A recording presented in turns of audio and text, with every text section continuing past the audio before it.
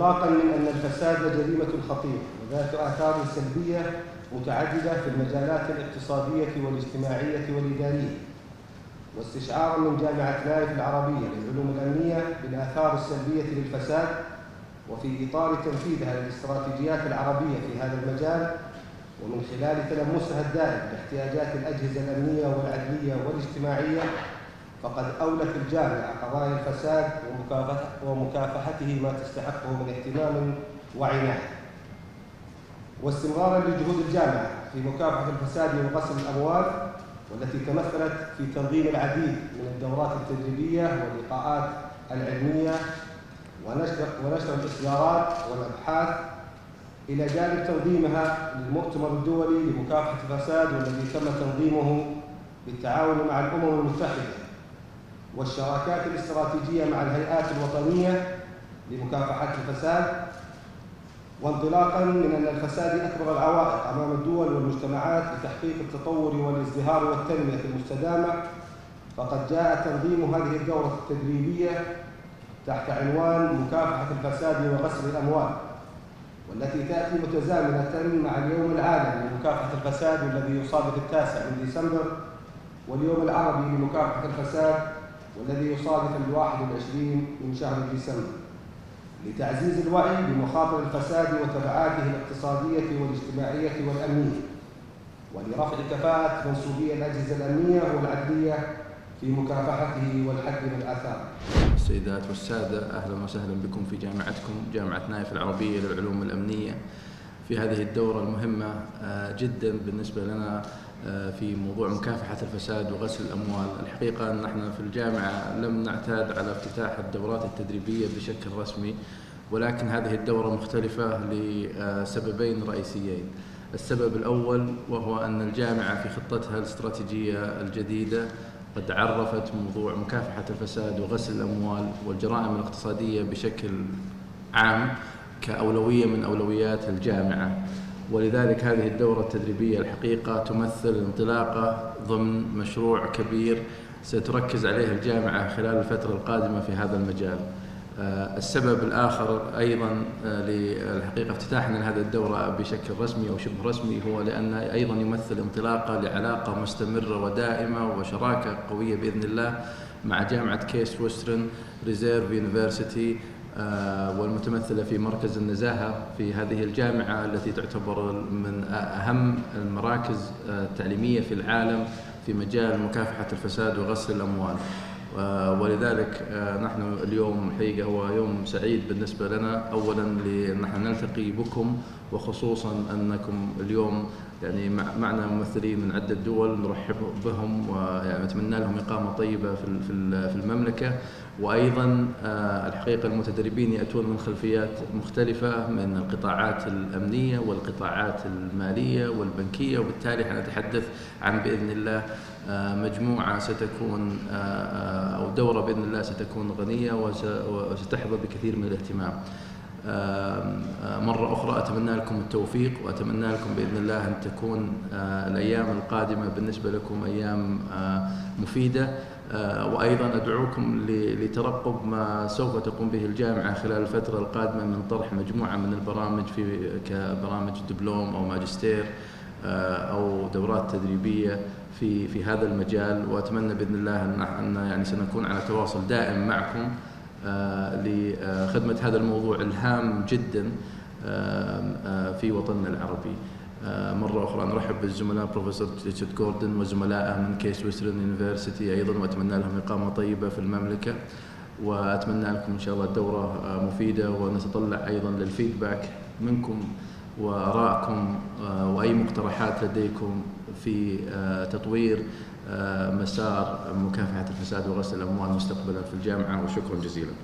Your university, of course, stands out as one of the greats in security studies, and the idea that we could cooperate and work with you here is really such a terrific opportunity for us. I apologize, we're probably all a little jet-lagged since we come from far away, but we will try to be as awake and alert as we can. We know that you're extremely busy and quite unusual for you to come and open a workshop, and we've certainly taken great cognizance of that fact. I would also like to bring the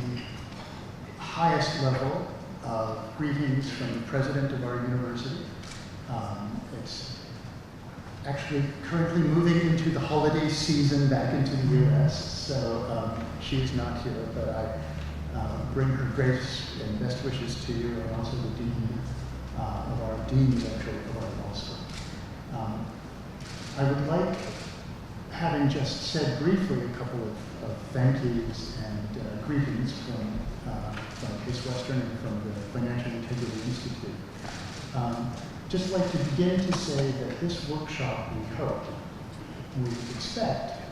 will not just be us teaching. In other words, it's not a teaching course, but it is a workshop. It's something that we would like to engender a back and forth and a together reasoning through problems in the anti-money laundering field, particularly with respect to corruption, uncovering corruption, finding the proceeds of corruption, prosecuting, and then recovering corrupt assets. But since there is so much experience in this room, we think that the form of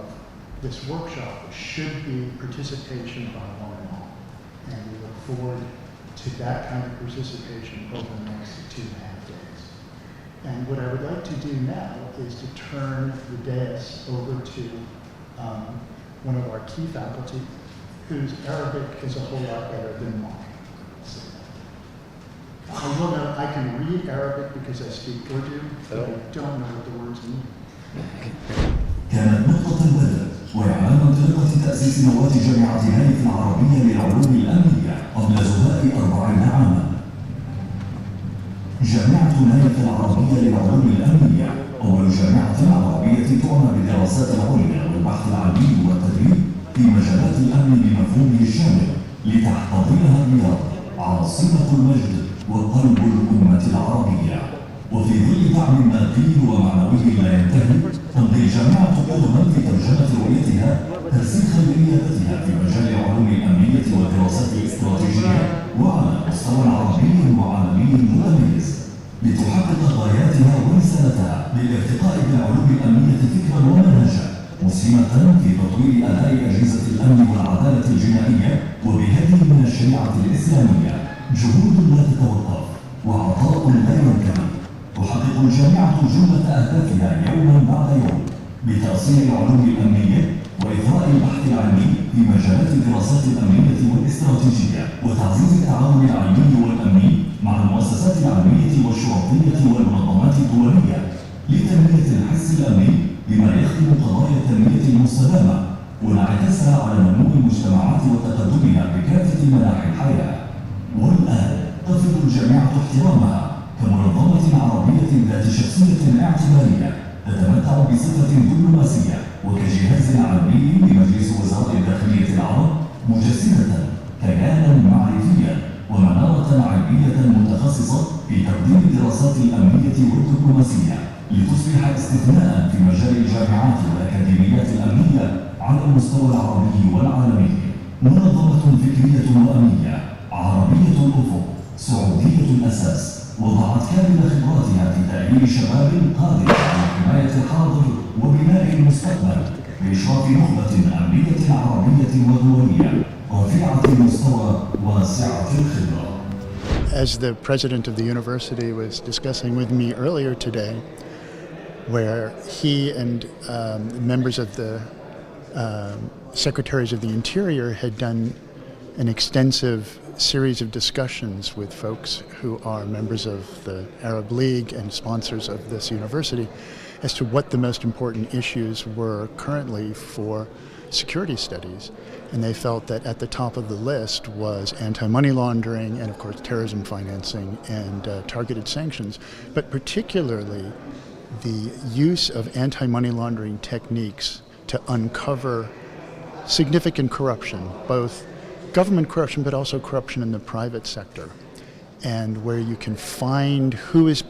taking corrupt payments or stealing public money, and then trace that proceeds of crime, and then find out where those proceeds have gone. So not only do you get evidence of the corrupt activity that you can then use to prosecute the individuals who are corrupt, but it also allows you to find those proceeds and where they have been finally invested so that you can grab those proceeds for the state, basically take them back. And this is something that is true as a problem not only in the Arab world, but in the entire world. يقول أنه كما ناقش معي اليوم رئيس الجامعة هو وأعضاء وزارات الداخلية العرب وكذلك الرعاية التي تولى للجامعة جامعة نايف من قبل الجامعة العربية ومن قبل وزراء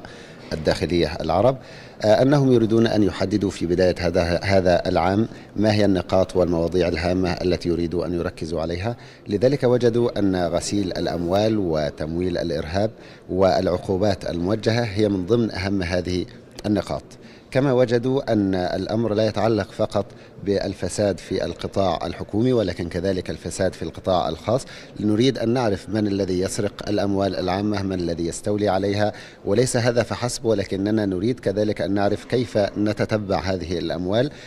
كيف نصل إلى الوجهة التي تصل إليها، ولا يكون فقط الأمر أننا سنحصل على أدلة لمقاضاتهم ونجعلهم يمثلوا أمام الجهات القضائية، ولكننا سوف نستفيد كذلك من هذه البرامج لنعرف أين يتم استثمار هذه الأموال في وجهتها النهائية لكي نقوم بمصادرتها لصالح الدولة. I think in light of the 2030th vision, pretty much everything here is relevant. And as Saudi Arabia, of course, is a member of the Financial Action Task Force, as is the Gulf Cooperation Council, and Saudi Arabia just went through their mutual evaluation. And one of the things the government here has stressed is that in order for Vision 2030 to bring Saudi further into the future with respect to foreign investment, one thing that foreign investors will care about is that the invested money stays where it's supposed to be invested and not pinched and taken out of the country. And one of the key issues we're going to be talking about in this workshop is not only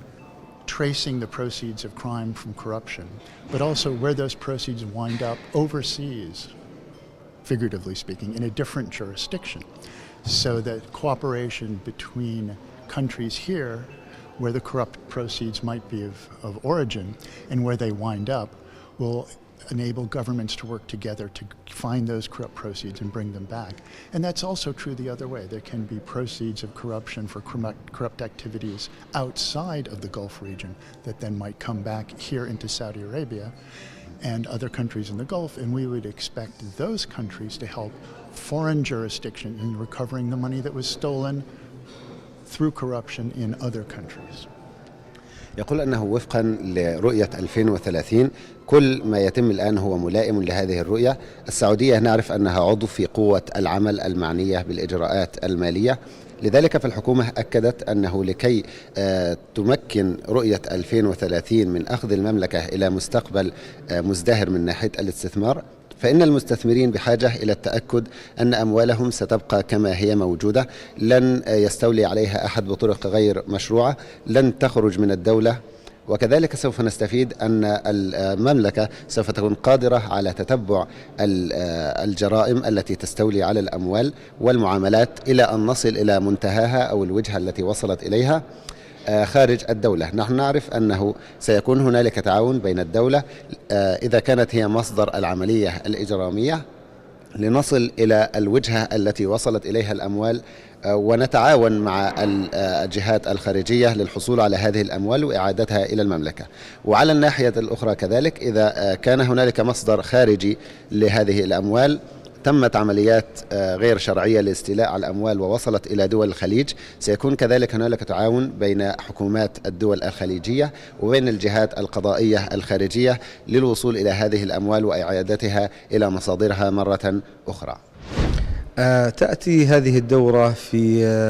إطار برنامج عمل الجامعة السنوي، وأهميتها تنبع من أهمية الموضوع وهو مكافحة الفساد وغسل الأموال، والذي توليه الجامعة وفق استراتيجيتها الجديدة أهمية بالغة وقصوى من ضمن بعض الاهتمامات العليا في استراتيجية الجامعة الحديثة.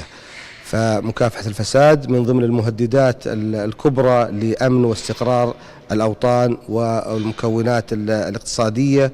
التي تبنى عليها التنمية بشكل عام.